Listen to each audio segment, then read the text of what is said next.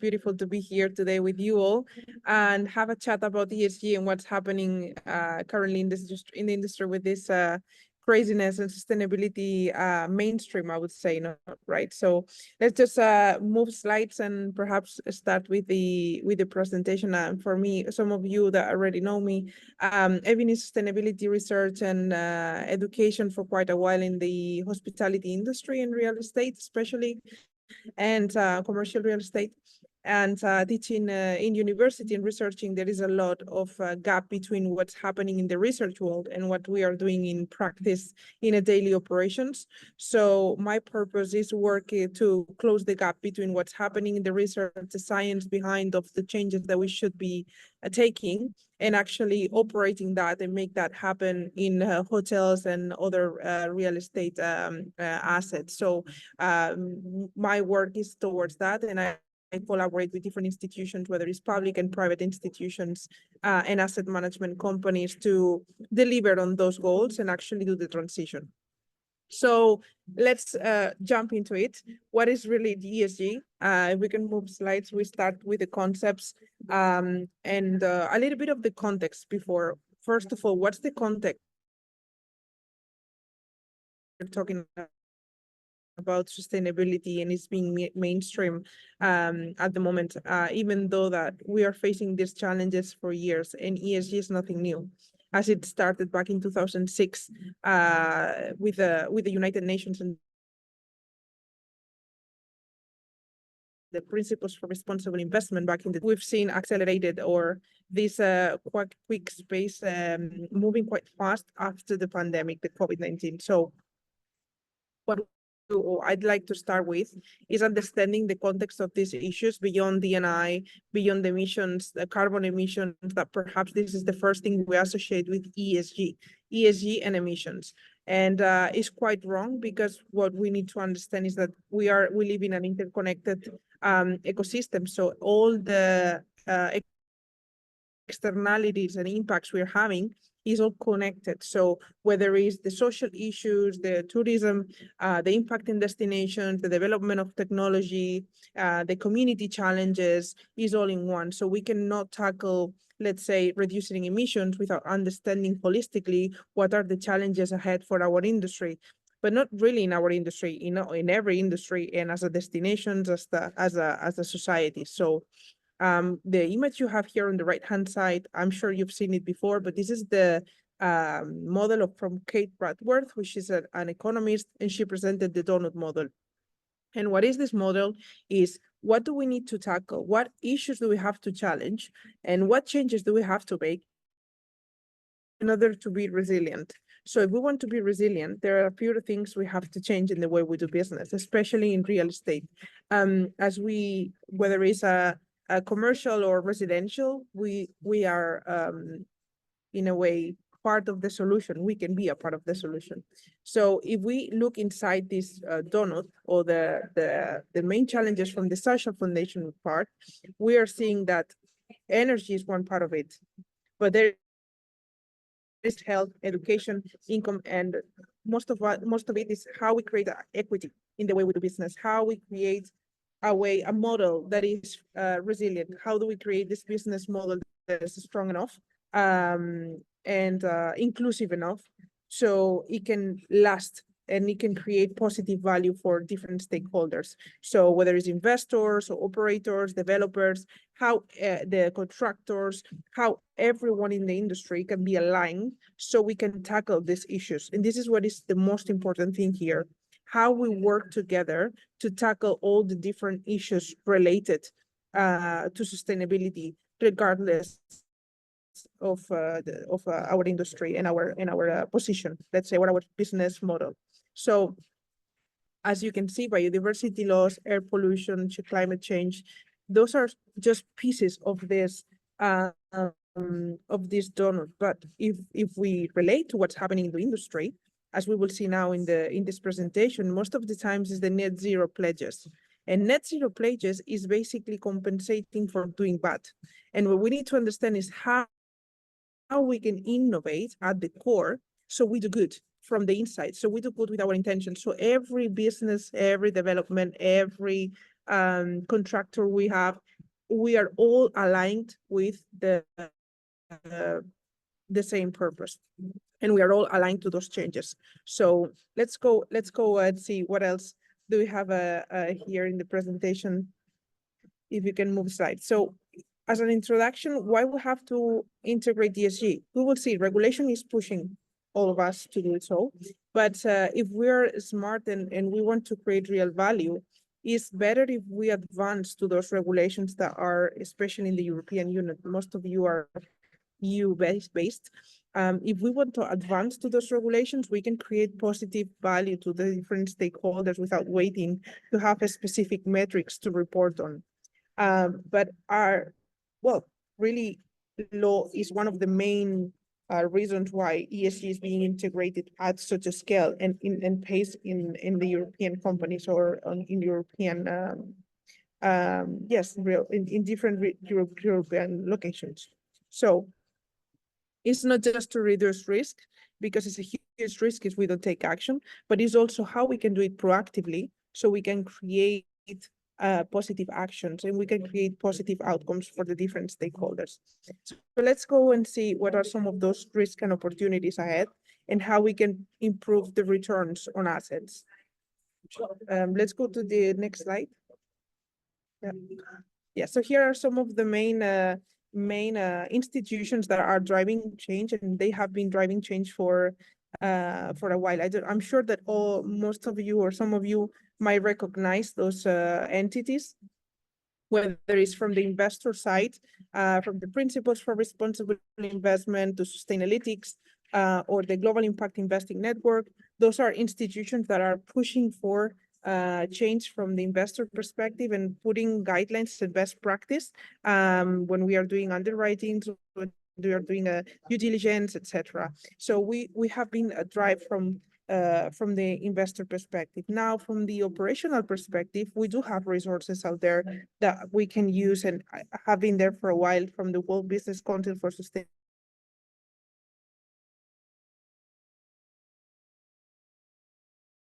Development, the Natural Conservancy, World Perspectives, and not just focus on the environmental issues, because most of the time when we talk about ESG, we associate environmental topics most of the time, right? We said, so energy, net neutrality, reducing carbon emissions, but there is so many, especially in our industry, there are so many other impacts that we are not accounting as much, and they are as equal or more important. So, for instance, a human rights due diligence, which is another one of the big regulations that we have, and we will see a little bit more of it. So World Benchmarking Alliance help us, for instance, to spot those issues in the real estate industry and assess what's being reported in terms of risks mitigation. And then World Resources Institute. So to build, we need materials, right? And especially raw materials, we need water. We produce and we have an impact with the chemicals that we use. So World Resources Institute is a non-for-profit that also help us to spot those risks that we have in terms of raw materials. And others like CRREM, which is more about the risk mitigation in terms of the energy management. But we will see most of them. And also, if you need more, I can share with you more resources. But those are some of the main entities that have been driving change and impact for quite some time now, and ESG data as well, because you have a lot of data pool there that you can access and review for your own initiatives, and also share as a best practice for any other industry that you can perhaps support with your initiatives or collaborate with. So let's go and see what else we have here in the presentation. So what are the drivers for these concepts, and why is this changing? So as I said, regulation is the main thing, especially with the European Commission pushing the EU taxonomy and everything that's happening with the circularity plan and others. So whether ESG factors have increased from the investor, as I said, investors are pushing into the agenda because compliance, but also because it's an impact and return and risk mitigation task. Also, other stakeholders like asset managers, investors are considering ESG criteria to making financial decisions and to making asset allocation, choosing the asset portfolio. So that's why it's very important to do the right due diligence, and it's very important to spot what are the criteria and understand the criteria, not just do, as I said, the tick box exercise, because tick box exercise is a huge risk for the business. So doing an ESG evaluation means evaluating long-term and also short-term risks that are not here in this presentation right now, but it's also short-term because it's impacting now. Let's say commercial real estate, for instance. Reality. We are at the mercy of what happens in the social stability. So if we don't evaluate that as part of the asset, it can have a huge reputational risk, but also valuation risk if we don't account the potential, like let's say climate risk impacts into the real estate.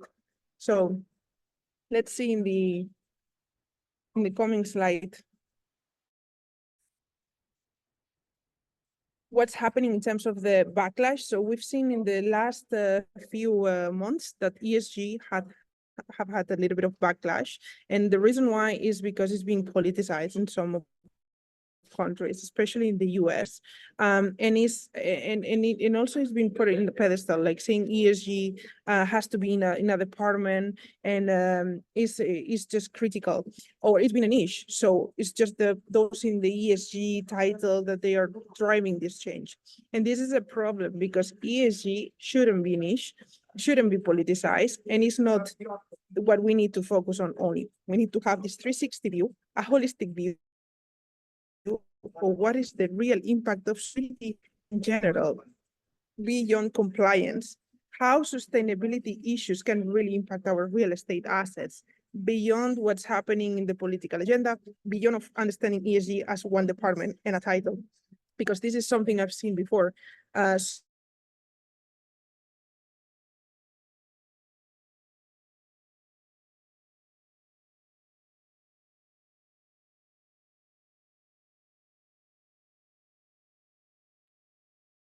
Maribel? Sorry, I think we just lost her. 1 second. I'm just gonna try to. Hello, Maribel. Are you here? Yes, I don't know what happened. Yeah, it's something happened with your Wi-Fi. It's been okay. It's just sometimes stopped. So yeah, if you Okay. can recap on this one, that will be great. Yes. So we are okay now. Yes. Yes. So as I was saying, it's a huge risk because we cannot just depend on the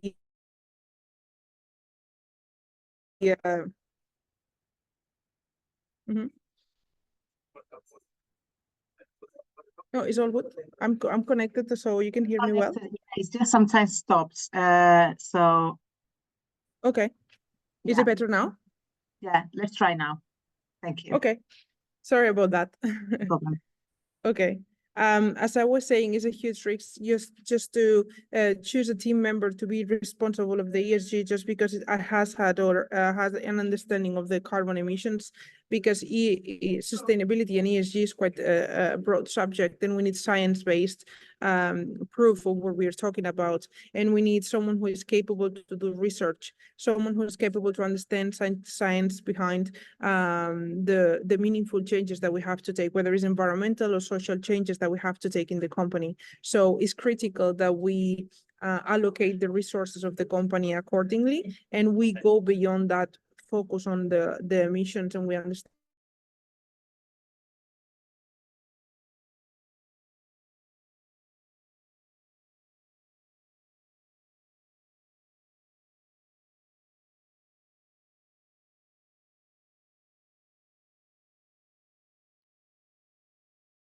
Do apologize for this. Not sure why her Wi-Fi is dropping.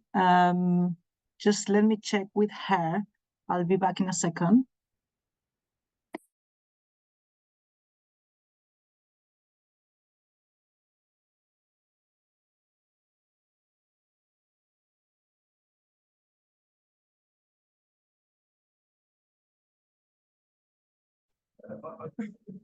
I don't know what happened, but the Wi-Fi is okay. So Yeah, I don't know what it is. Are you at The the, Wi-Fi, sorry? yeah, the Wi-Fi is connected, so I don't know why I went out again, but Okay, let's try one let's more go. time. So the next, we can go to the next slide. As I was saying, so those are the critical factors that we need, and that's why the criticism we have received, because the evaluations are short-term data that we don't tend to have a year to track, and we don't have a base year that is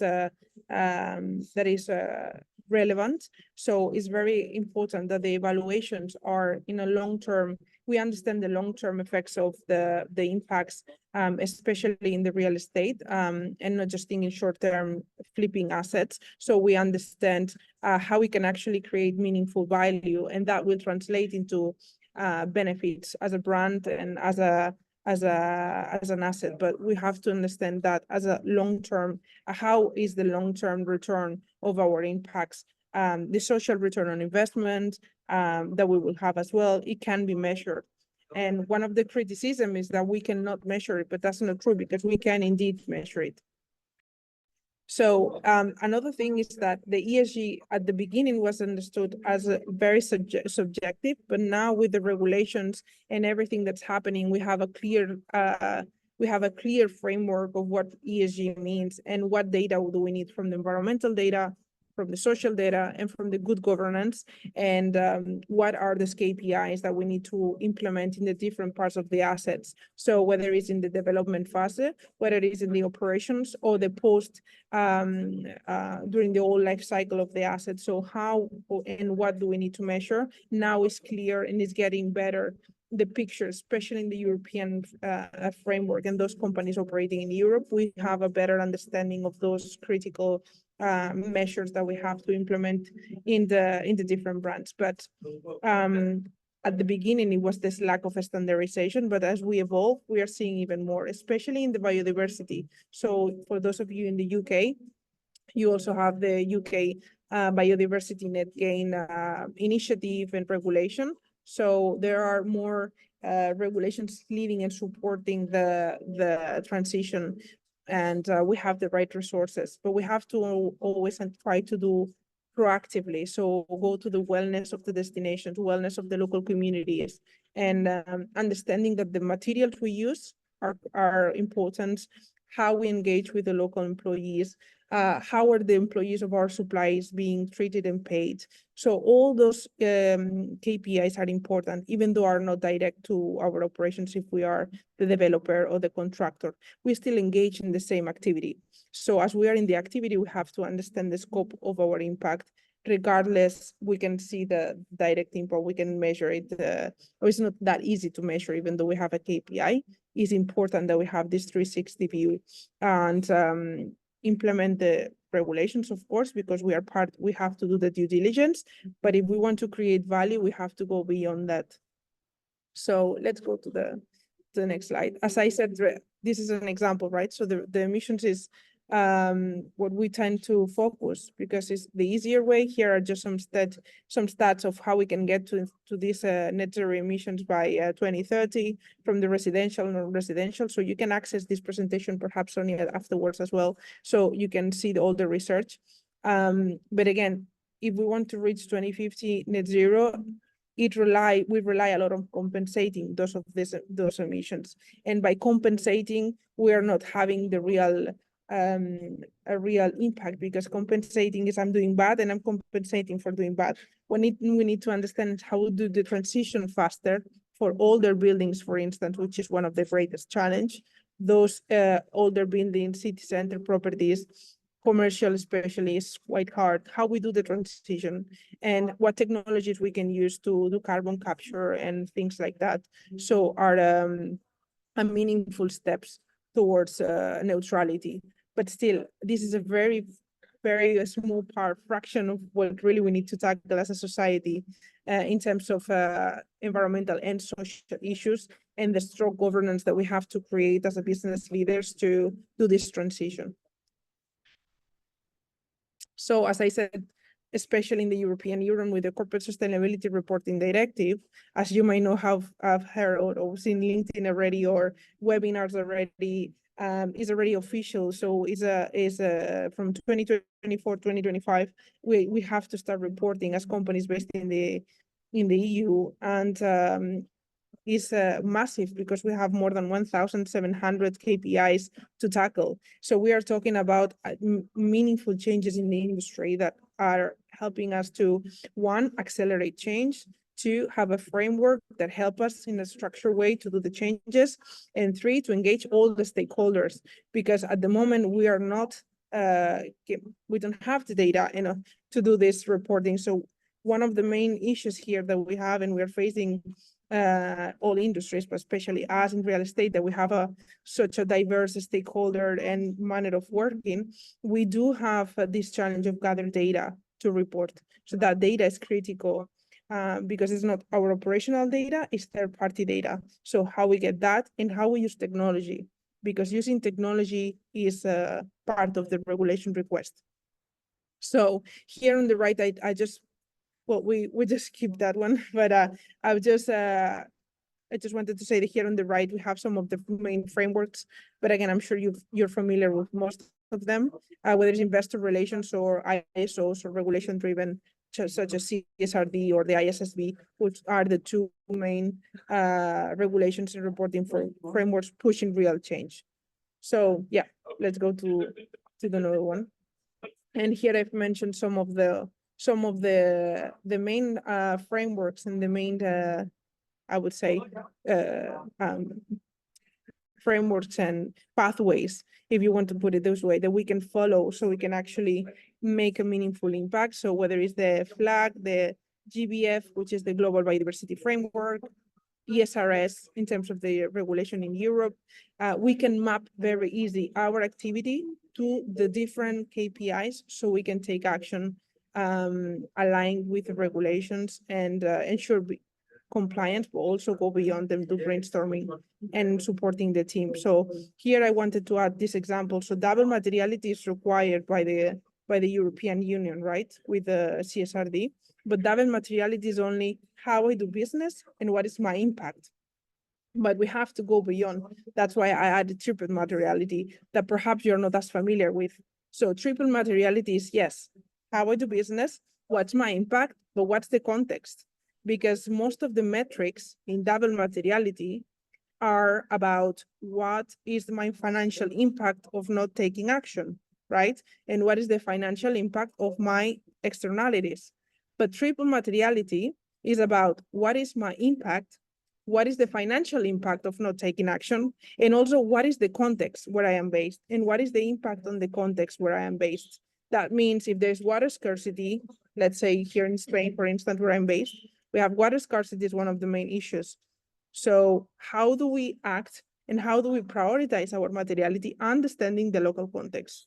And that's critical for any planning, for any new brand, any new development, any existing development, retrofitting. This is critical. We understand the local context to do the materiality. So the main risk associated is, of course, climate risk, physical risk, and transitional risk. And we already see this in merger and acquisitions, in the different brown discounts and valuation impact, because if we don't have climate-related risk, we don't have technology assessing the climate-related financial impact, we will see it at the end of the day in the transactions anyways, because the hazards are threatening the value of our assets, regardless of the type of asset. But if we understand the context, then we can have the climate risk data. And I will show you now a few technologies we can use to do this. We go to the one. So climate physical risk will be the ones threatening directly the property, but transitional risk are those that we are not taking, like, let's say, regulation, not compliance, lack of technology, having a stranded assets, all of that can affect us as well. So that's why I'm very keen into emphasizing the frameworks and the data, the governance, everything has to be context-based.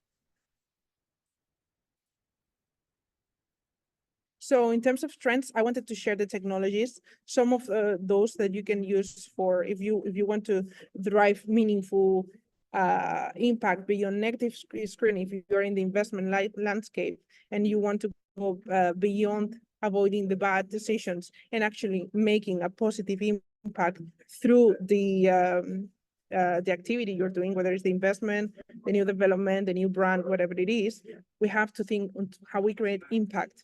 So if for that impact not to be greenwashing, then we need to see what are the actions we can take. And for me, one of the main things we can do is take technology on board, because technologies such as blockchain, satellite data, it can help us to make decisions based on science, based on actually reliable source of information. So we cannot then be punished for saying or selling something that's not true or not aligned with the regulation.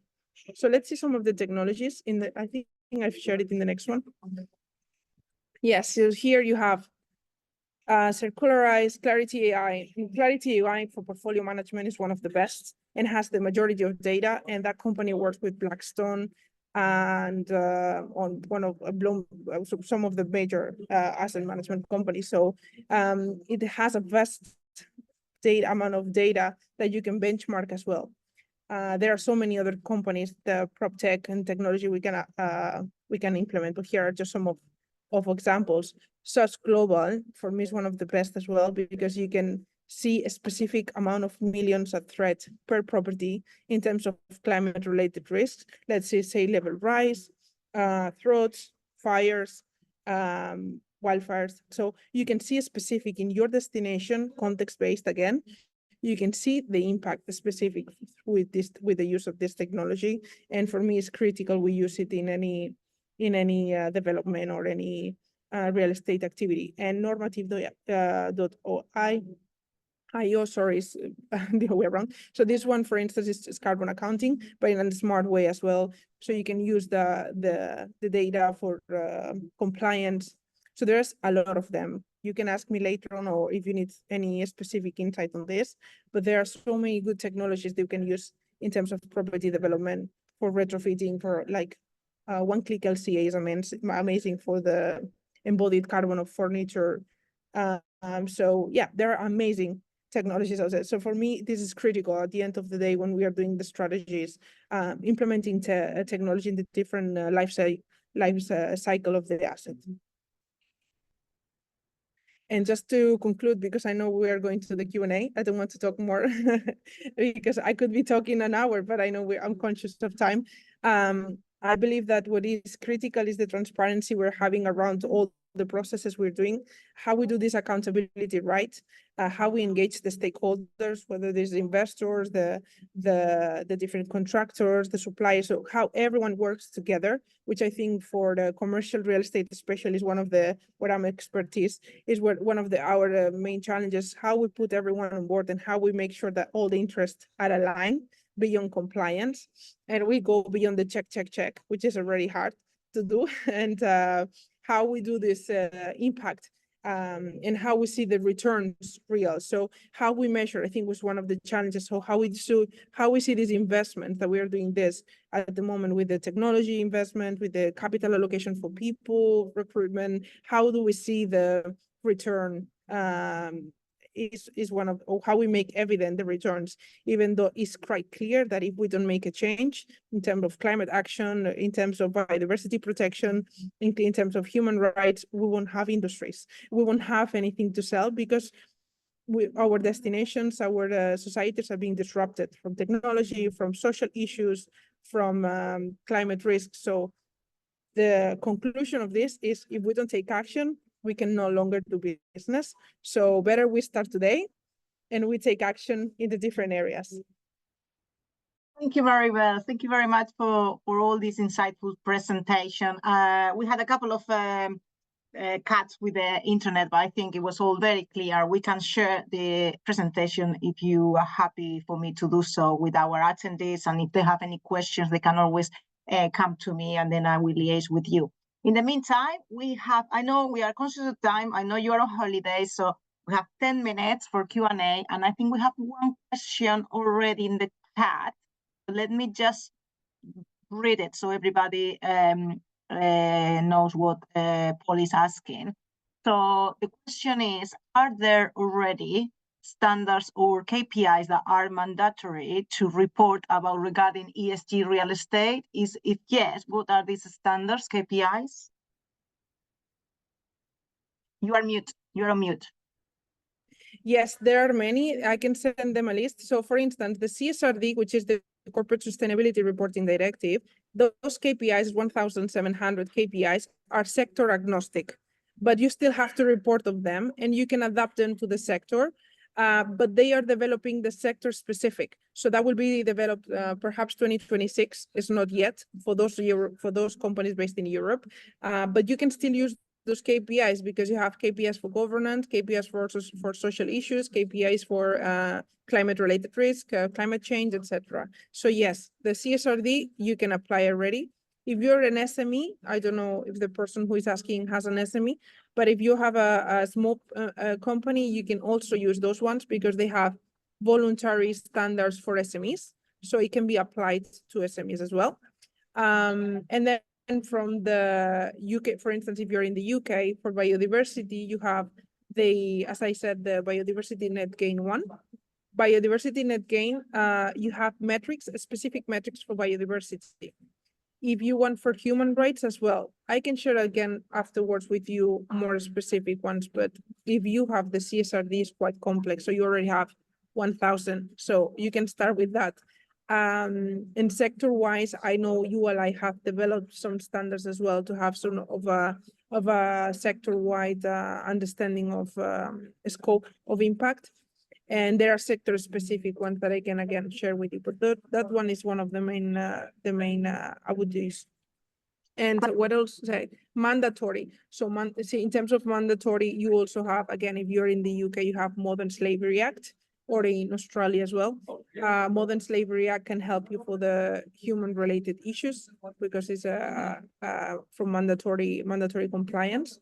And then you have from circular perspective as well. So in terms of FFNE and OSNE that you use for the real estate. So what is the FFNE compliance? You do have from the circular regulation. And in terms of communications, you can use the Green Directive claims, which is also mandatory. Not in the UK, but if you're in Europe, if you're trading in Europe, yes. The Green Claim Directive is all about how you communicate, what you communicate, and how to make sure that the consumer of your, let's say the resident or the consumer of your, in that case, in real estate, whoever is the end buyer, is getting the right information. Like you cannot say we are carbon neutral building. And then also if you want to use any of the building related standards, like BREEAM is great. RESP in the UK as benchmarking is fantastic. So those standards, you can use them. Not just as a certification, but through certification, you can get those KPIs that you need to implement. Great, Maribel. Thank you very much. I think you answered the question. That's great. We have a few minutes for a couple of more questions if any of you have a question. In the meantime, Maribel, I wanted to know what are the main challenges you think the real estate companies will face in implementing ESG strategies?